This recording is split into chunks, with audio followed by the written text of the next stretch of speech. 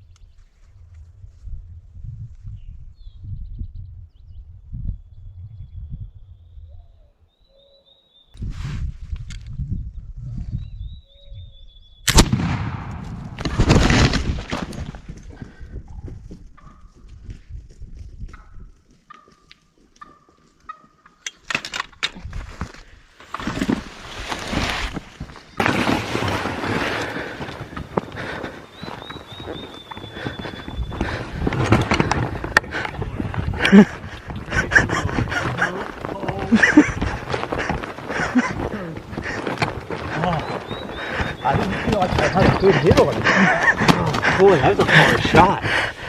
Ooh. Smoke pole Jake. How cool is that? Yeah. Yeah, that's how the Indians did. That's how Samuel Kenton would have done.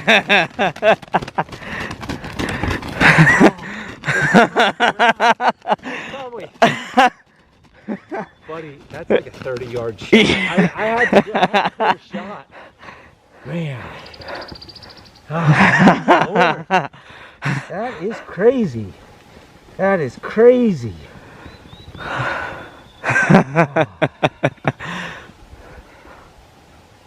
He ain't the biggest one. See, I wouldn't be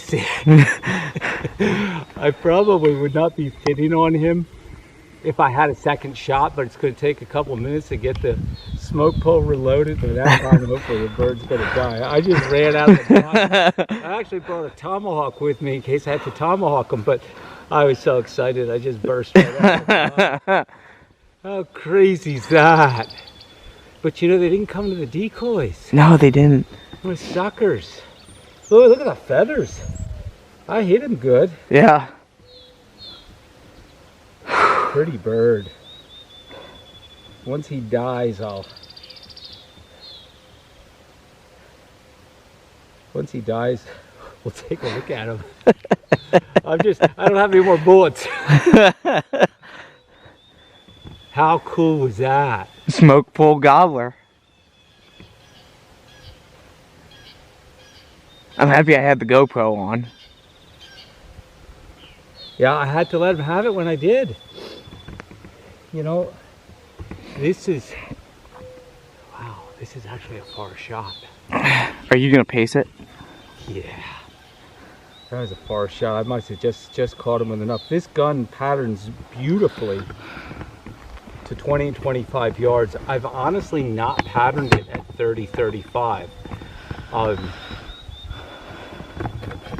don't know. And when I saw him coming up past me, I actually wasn't judging distance. He just looked big to me. Yeah. Praise the Lord. That's great. Okay. Are you filming? Yeah, I'm filming. I don't know what day it is. It's Saturday, third season Iowa turkey. We have a cedar blind on this ridge. And Turn him around and fan the tail out. The cedars were grown for a deer blind. They were grown for, it's actually a buck bed, because I found this during deer season, and the big buck, there's the tail. It's a buck bed where the buck was laying up in the cedars. Well, I like the bed more than the buck, so I took it as a turkey blind, and I needed the birds close, so we set the decoys up. I felt if I could get them into 20, 25 yards, then we'd be good to go. But anyway, we set up this morning, birds talking everywhere down the valley, but the past couple days the birds have not been responsive to calling. This ghillie suit gives me all kinds of fuzzies. So anyway, the birds were not responsive. We probably heard 8 different gobblers this morning. And then finally, we heard these 2 jakes gobbling, and they're coming away from the main crowd. The main crowd moved east, or kind of south, down the valley to a big pasture. There must be 20 birds down there with multiple gobblers. But then these 2 guys came by and they gobbled at us. They showed some interest, but they weren't coming to our decoys. They were skirting around us. Well, he didn't skirt far enough, and I let him have it. I'm not going to say what the yardage is, but I'm guessing it's 30, maybe even 35 yards. But Northwest trade rifle, this is what the Indians hunted with from the early 1700s, probably late 1600s. All the way up until the 1880s. There's even accounts of these being used in Canada in the 1900s, in the early 1900s. Flintlock trade rifle, 58 caliber, loaded with about 1.5 ounces of TSS number 9 shot, and that TSS is just rock solid stuff. I mean, it just patterns great. It's a whole new world. It's a step way above lead. So put them down. Praise the Lord. Caleb came out and called this morning. Caleb does a really nice job calling. Really nice job calling. So you couldn't ask for a better hunt. Boy, I can't believe it. That's great. I don't think I'm ever going to shoot another turkey with a cartridge gun again. Yeah. And this gun works so well, I don't even think I'm going to buy a Flintlock Fowler. So I want to get a Flintlock Fowler or another trade rifle, but now that this gun's working, good stuff. Good stuff. Praise the Lord. Bird down.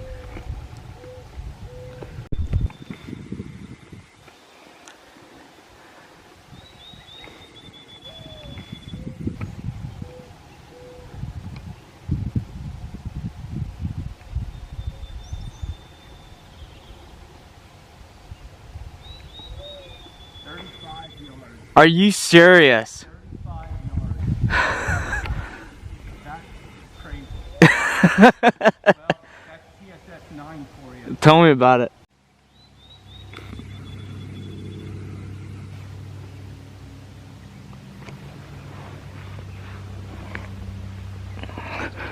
Do you just like? I think I just thought it was like, oh, hi guys, and they're walking around. I was hoping that they were going to come directly up the hill. Well, did you see that one pop strut?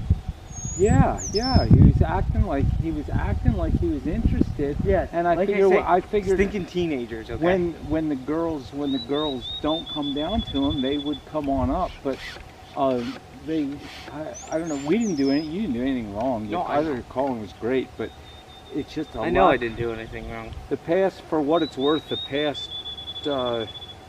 I hunted the past 2 days, or I hunted 2 days so far of this third season, and the gobblers talk and they respond to you, but then they don't come in because they're all with hens. We have so many birds here, but it's almost like every longbeard has a couple girlfriends already and just doesn't need you, and it's like, what's up with you guys for not coming over? Matter of fact, the more I was calling to the gobblers, the hens would chatter and make sure their boyfriends didn't get away from them. Yeah, exactly. That happened a number of times. I got to the point yesterday where I wasn't even calling. I just set up the decoys, and every once in a while I just do some faint purrs. Had some hens come by. Had gobblers at 60 yards look over at me and just keep walking. You know, it's kind of disappointing in a way, but there's so many birds here that even I can get one with a muzzleloader, you know, so there's so many birds here.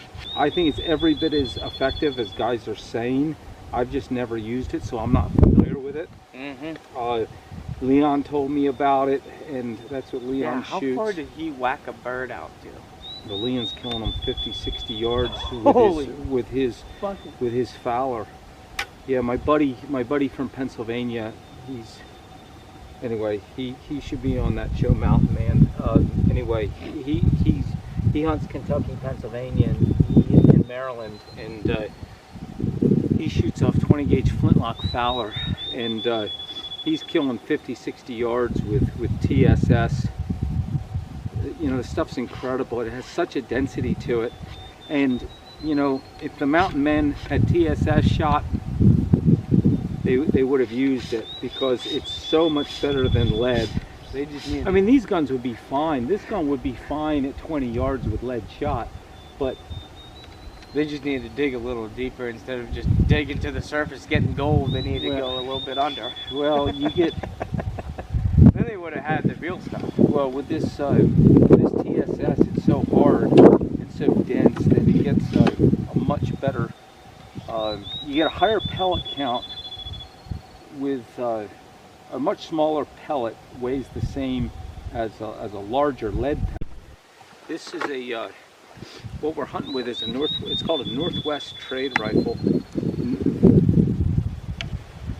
It's called a Northwest trade rifle. It's 58 caliber flintlock. 58 caliber is equivalent to 24 gauge, so a little smaller than a 20 gauge. Northwest refers to the Northwest territories at the time of northern western Pennsylvania, Ohio country, and so on. That term was coined probably about 1750 to 1790 during the expansion of the United States. And this was the gun that the British, the French, well, this is an English trade rifle. The French also had their trade rifle, which they would trade to the Indians, and similar gun, just different style and so on. 58 caliber was a very popular caliber in these trade rifles. Modern times we prefer a larger, like 20 gauge. I'm just cleaning the gun. I ran some wet patches, some dry patches through it. Now I'm just putting a grease patch through it. This is beaver grease on this patch. Anyway, I rendered some beaver fat, and it keeps really nice. Anyway, the Northwest trade rifle was the common gun traded to the Indians, and they could shoot shot out of it, and they could also shoot ball out of it like a musket, because it's a smooth bore, and fun gun to shoot. Very versatile. It's basically the Remington 870 or the Mossberg 500 of the 17 and 1800s, actually prior to the 1700s. For what it's worth, you want to talk about the gun that won the West, or one of the most popular guns in the expansion of this country in the hands of the American Indian, it's this gun right here. This flintlock was in operation for over 200 years, from the late 1600s all the way up to the late 1800s. There's even accounts of these guns being used in Canada up into the 1920s, 1930s among the Native Americans there. And flintlocks were actually preferred by the Native Americans as opposed to percussion, because they could always make a flint out of something, whereas they couldn't always get percussion caps. So the flints were actually preferred. So fun gun. We're hunting with a piece of history, and as we saw this morning, except for the TSS 9 shot that I was shooting out of it, highly effective, you know. Maybe the Indians couldn't have reached out and touched them as far as we did, but it worked. It really worked good.